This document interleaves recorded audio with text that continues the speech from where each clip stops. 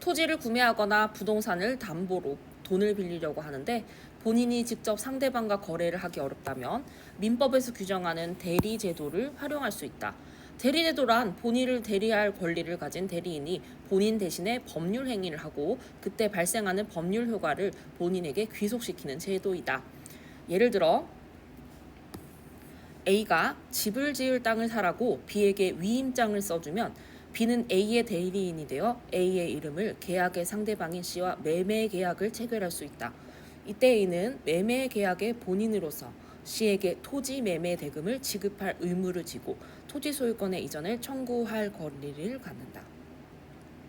이와 같이 대리인이 행한 법률 행위의 효력은 그가 대리한 본인에게 미치게 하려면 본인을 대리한 권한인 대리권이 있어야 하고 대리권의 범위에서 대리 행위를 하여야 한다. 또한 계약서에 A의 대리인의 B라고 기재하는 것과 같이 상대에게 대리 행위에서의 본인이 누구인지 밝혀야 한다. 일문단은요, 대리 제도의 개념과 요건에 대한 얘기였어요. 정리를 하자면 이와 같습니다. 필기가 필요한 친구들은 잠시 멈춤 버튼을 누르고 필기를 해보도록 하여요. 이문단입니다. 그런데 대리권이 없는 사람이 대리 행위를 하거나 대리권이 있는 사람이라도 자기가 가진 대리권의 범위를 넘어서 대리 행위를 하는 경우가 있는데 이를 무권 대리라고 한다. 원칙적으로 무권 대리의 현유 효과가 본인에게 발생하지 않으며 본인의 이름으로 한 법률 행위이므로 대리인에게도 발생하지 않는다. 이로 인해 무권 대리 행위의 상대방은 거래가 성립되지 않음에 따라 예측하지 못한 손해를 입게 된다. 본인과 대리인 사이에서 이루어지는 대리권의 수여나 그 범위에 대한 내용으로 알 수 없었던 상대방에게 무권 대리 행위로 인한 책임을 전적으로 지게 한다면 대리제도 자체에 대한 신뢰도가 떨어질 수 있다. 무권 대리의 개념과 문제점에 대해서 이야기를 하고 있어요. 3문단. 따라서 민법에서는 무권 대리 행위에 대하여 본인과 상대방 사이의 이익을 조정하여 대리 행위에 신뢰할 만한 상대방을 보호하기 위해 표현 대리를 규정하고 있다. 표현 대리란 대리인에게 대리권이 없음에도 불구하고 마치 있는 것과 같은 외관이 있고 이에 본인에게 어느 정도 책임이 있다고 볼 수 있는 경우에 무권 대리 행위의 법률 효과를 본인에게 귀속시키는 제도이다. 표현 대리인에게 대리권이 없음을 상대방이 알았거나 상대방이 부주의하여 이를 알지 못했던 경우에는 성립하지 않는다. 왜냐하면 무권 대리 행위가 이루어진 상황에 상대방의 책임이 있는 경우에는 본인의 이익을 제한하여 상대방을 보호할 필요가 없기 때문에 성립하지 않습니다. 또한 표현 대리가 성립하는 경우라도 상대방이 이를 주장하지 않으면 본인은 대리인의 무권 대리 행위에 책임을 지지 않습니다. 즉 상대방이 표현 대리를 주장해야 표현 대리가 성립된다라는 것입니다. 선문단은 표현 대리의 개념과 성립 요건에 대해서 얘기를 했고요. 정리를 하자면 첫 번째 대리인의 외관, 두 번째 본인 책임, 세 번째 키워드 상대방의 무지, 주의 더하기 상대방의 주장이 되겠습니다. 키워드 체크를 해보도록 합니다. 4문단입니다. 민법은 표현 대리가 성립하는 경우를 세 가지로 나누어 규정하고 있다. 첫째는 대리권의 수여의 표시에 의한 표현 대리로 본인 A가 실제로는 B에게 대리권을 수여하지 않았으면서 B에게 대리권을 수여했다고 C에게 통지하였고 이에 따라 C가 B를 A의 대리인으로 오인하여 계약을 체결한 경우가 이에 해당한다. B에게 대리권이 있는 것 같이 외관이 A의 행동 때문에 만들어졌으므로 A에게 책임을 물을 수 있다. 둘째는 권한을 넘은 표현 대리로 대리인이 자신이 가진 대리권의 범위를 넘어서 대리 행위를 하는 경우가 이에 해당한다.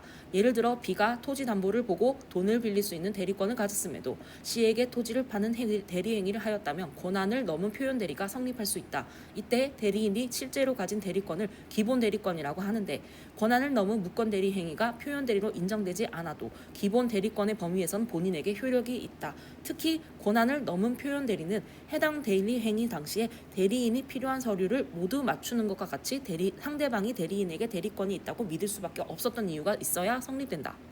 즉 이렇게 정리를 할 수가 있겠습니다. 셋째는 대리권 소멸 후의 표현 대리로 이전까지 있었던 대리권이 대리 행위를 할 때에 이미 소멸된 경우가 이에 해당한다. 예를 들어 본인이 A가 사망하여 B의 대리권이 소멸했다는 것을 C는 쉽게 알 수 없으며 대리권의 외관이 정리되지 않은 것에 A의 책임이 있다고 보아 표현 대리가 성립한다. 단 이때 상대방은 대리권이 소멸하기 이전에 대리인과 거래한 경험이 있어서 여전히 그에게 대리권이 있을 것이라고 믿었던 사정이 있어야 한다. 표현 대리가 성립하는 세 가지 경우에 대해서 얘기했습니다. 세 번째 같은 경우에는요, 있었던 대리권이 소멸한 것, 믿음에 대한 사정이 있다. 예를 들어서 거래 경험이라는 키워드를 체크했어야 됩니다. 오문답.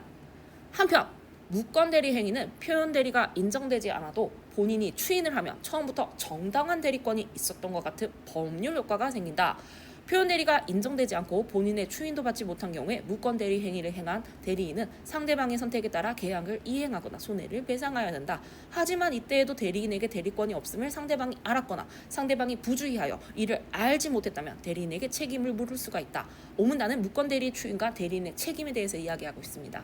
문제를 살펴보도록 하겠습니다. 없는 질문은 바로 답은 3번이었습니다. 1번 선지 보도록 합시다. 무권 대리가 발생하는 상황은 어떤 경우인가? 이 문단에 이렇게 적혀 있었어요. 대리권이 없거나 대리권의 범위를 넘어서는 경우라고 했습니다. 2번 선지 보도록 하겠습니다. 표현 대리가 성립하기 위한 요건은 무엇인가? 3번 단락에 적혀 있었습니다. 외관이 존재한 것에 본인의 책임이 인정한 때에 또는 상대방이 대리인에게 대리권이 없음을 알지 못했거나 알 수 없었던 경우에 성립된다라고 했습니다. 4번 선지 보도록 하겠습니다. 민법에서 표현 대리를 규정하고 있는 이유는 무엇인가? 3번 문단에 적혀 있었죠. 어떻게 적혀 있었나요? 민법에서 표현 대리는 대리 행위를 신뢰한 상대방을 보호하기 위해 규정된 것입니다. 5번 선지 보도록 하겠습니다. 대리제도에서 계약의 법률 효과를 받는 사람 누구인가? 대리제도는 1문단에 대리인을 내세워 체결한 계약의 법률 효과는 본인에게 귀속된다고 얘기했습니다. 윗글을 통해 알 수 있는 내용으로 적절하지 않은 것은 자 각각 알 수 있는 단원을 적어놨고요. 5번 선지는 살펴보겠습니다. 5번 선지는 4문단을 한번 봐야 되겠네요. 특정인에게 실제로는 대리권을 주지 않았는데 본인이 특정인에게 대리권을 수여하겠다고 제3자에게 통지하는 것은 특정인에게 대리권이 있는 것 같은 외관을 만들어내지만 기본 대리권이 생기게 하는 것은 아니다라고 볼 수가 있겠습니다. 대리권이 생긴다 하였으므로 틀렸습니다. 28번입니다. 기획의 이유로 가장 적절한 것은 정답은 선지 5번이었죠. 3문단에 이렇게 적혀 있었습니다. 표현 대리는 대리 행위를 신뢰한 상대방을 보호하기 위한 것이다. 따라서 상대방이 대리인의 행위가 무권 대리임을 알았거나 상대방이 부주의하여 이를 알 수 없었던 경우까지 상대방을 보호할 필요는 없다라고 적혀 있으므로 정답은 선지 5번이 되겠습니다. 윗글을 바탕으로 이해한 내용으로 적절하지 않은 것은 사례 1. 갑은 2천만 원을 빌려달라며 을에게 위임장을 작성해 주었다. 이후는 갑의 대리인으로서 필요한 서류를 땡땡은행에 모두 제출하여 3천만 원을 빌린 후 2천만 원을 갑에게 주고 나머지는 자신이 소유하였다. 땡땡은행은 을이 대리권의 범위를 넘어서 대리 행위를 했는지 알지 못하였고 알 수도 없었다. 사례 2. 병은 자신의 그림을 팔아달라고 정에게 부탁하며 위임장을 작성해 준 사망하였다. 이후에 정은 병을 대리하여 무와 매매 계약을 체결하였다. 계약 당시 무는 병의 죽음을 알지 못했고 알 수도 없었다. 정답은 바로 1번이었습니다. 한번 살펴보도록 하겠습니다. 1번 무권 대리 행위는 상대방이 표현 대리 행위를 주장하지 않더라도 본인이 추인하면 정당한 대리권이 있었던 것 같은 법률 효과가 생기므로 갑을 대리하여 빌린 3천만 원을 전부 갚아야 합니다. 선지 2번 믿을 수밖에 없었던 이유는 어떤 것이 있을까요? 을은 갑의 대리인으로서 필요한 서류를 모두 제출하였으므로 땡땡은행이 을에게 대리권이 있다고 믿을 수밖에 없었던 이유가 있다고 볼 수 있어 땡땡은행은 표현 대리를 주장할 수가 있겠습니다. 3번의 포인트는 거래한 적이 있었다면이 해당하겠죠. 정과 거래한 적이 있는 무는 대리권 소멸 후에 표현 대리를 주장할 수 있습니다. 자, 4번 같은 경우에 표현 대리가 인정한다면 이라는 체크를 했어야 됩니다. 자, 표현 대리가 인정되면 어떻게 되나요? 무권 대리 행위의 법률 효과는 본인에게 귀속되고 정의 병을 대리하여 무와 체결한 매매 계약을 효력이 생깁니다.